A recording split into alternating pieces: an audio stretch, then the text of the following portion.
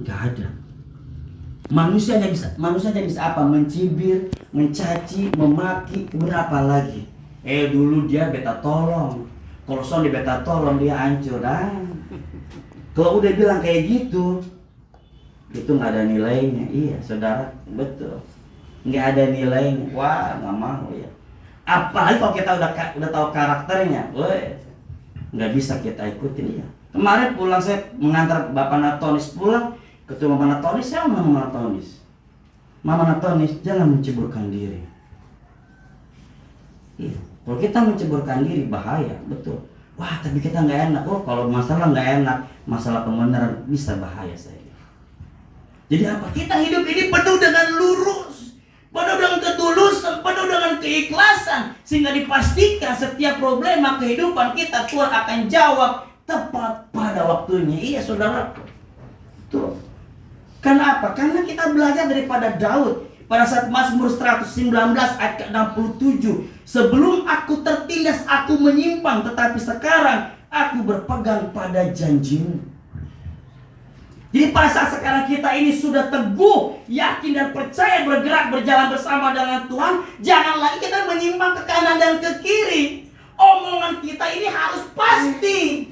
Kalau kita omong A, lakukan A. Jangan omong B, lakukan C. Nggak bisa begitu. Apalagi kalau kita disuap.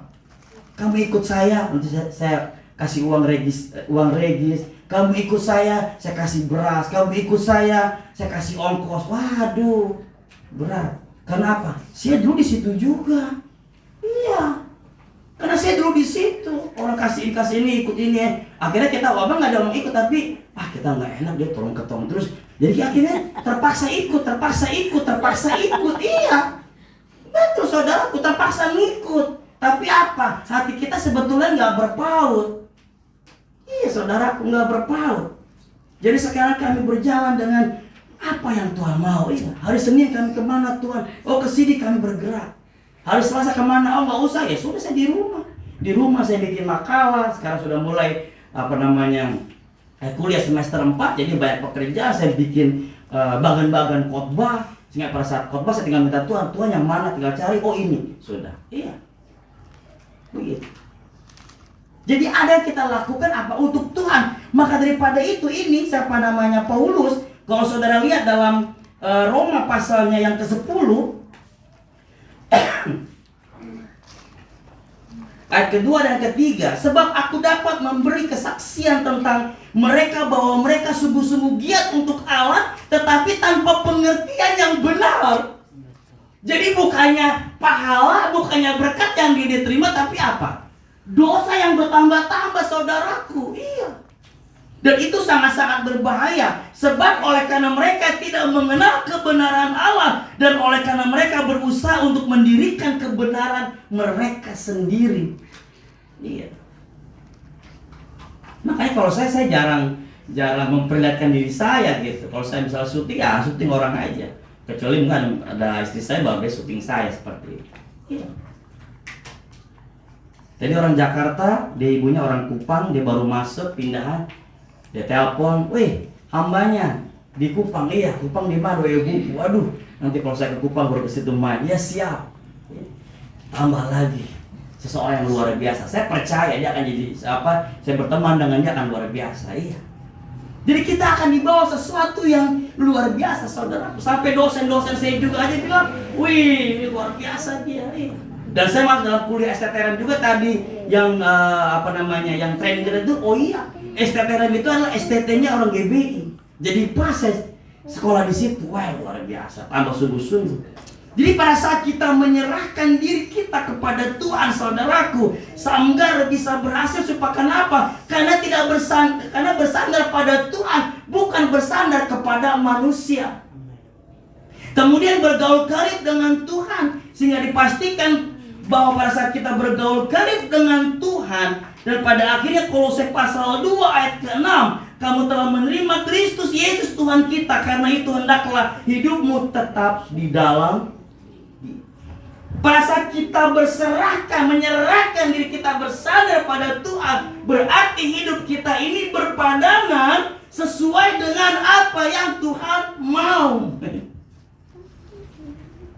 bukan lagi dengan apa yang kita mau, tidak. Sehingga pada akhirnya pada saat kita percaya, aku percaya akan Dia perlindunganku, aku percaya akan Dia tanduk selamatku, aku percaya akan Dia sang perisaiku, tempat perlindungan yang tinggi. Pada saat kita berserah, pada saat kita berpengharapan, kita akan terus percaya perlindungannya. Walaupun orang mengintimidasi kita, walaupun orang mau apain kita, tapi Tuhan selalu beserta dengan kita.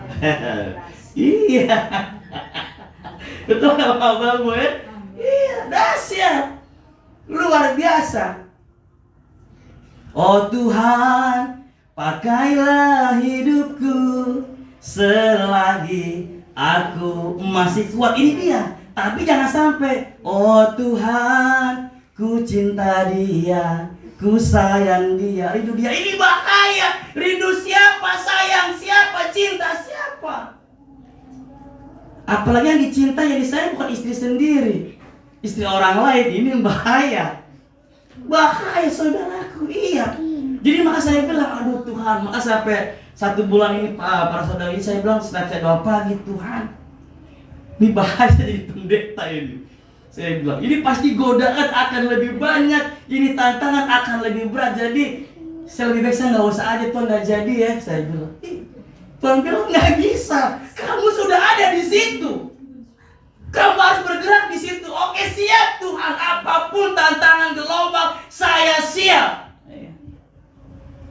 Jadi tadi saya taruh di status saya, di story saya bilang, saya siap Tuhan, saya bilang. Iya. Harus siap. Mau tidak mau, suka tidak suka, karena Roma pasal 8 ayat 30 ini menjadi sebuah pegangan saudaraku. Dan mereka yang ditentukannya dari semula, mereka itu juga dipanggilnya, dan mereka yang dipanggilnya, mereka itu juga dibenarkannya, dan mereka yang dibenarkannya, mereka itu juga dimuliakannya. Sehingga pada akhirnya poin yang kedua saudaraku, supaya kita tetap percaya bersandar sama Tuhan, kita dari zero menjadi hero. Bagaimana Samgar bisa membebaskan kaum Israel, bagaimana Tuhan juga sudah memilih menentukan kita. Maka poin yang kedua, berani melawan arus. Ya, berani nggak melawan arus, Mama Babu? Iya, berani nggak lawan arus? Kan saya bilang domba dan kambing dipisahkan, betul toh? Iya kan? Tapi itu bukan berbicara bahwa kambing dan domba dipisahkan itu antara orang Kristen dengan orang non-Kristen, bukan. Tetapi sekarang Tuhan berbicara bagaimana domba dan kambing itu memisahkan orang percaya yang sungguh-sungguh bergerak dengan Tuhan sama orang percaya yang dia sudah Kristen, bahwa saya sudah selamat tapi hidupnya dalam kenyamanan dosa, sehingga itu dipisahkan. Nah sekarang pertanyaannya, apakah kita berada dengan menjadi orang percaya sungguh-sungguh atau enggak sungguh-sungguh? Berani melawan arus yaitu apa? Tekun dengan praise and worship. Ini dia yang luar biasa. Saat ini kita melakukan ini. Tekun dengan praise and worship. Apa? Pujian penyembahan. Tapi pujian penyembahan bukan ikut-ikutan. Wih, dia bikin konser, beta juga bikin deh. So bisa begitu. Oh, dia ada sekolah anak-anak, saya bikin juga sekolah anak-anak. Wah. Oh, dia ada ibadah pemuda, saya juga bikin ibadah pemuda. Oh, dia ada doa malam setiap hari Jumat, saya juga buat. Waduh. Tidak akan mempan, tidak akan mampu hidup kita, saudaraku. Iya, betul. Nggak akan bisa. Makanya saya pada saat itu saya nggak ikut-ikutan, nggak ada, saya nggak mau. Iya. Di tahun ini Tuhan tidak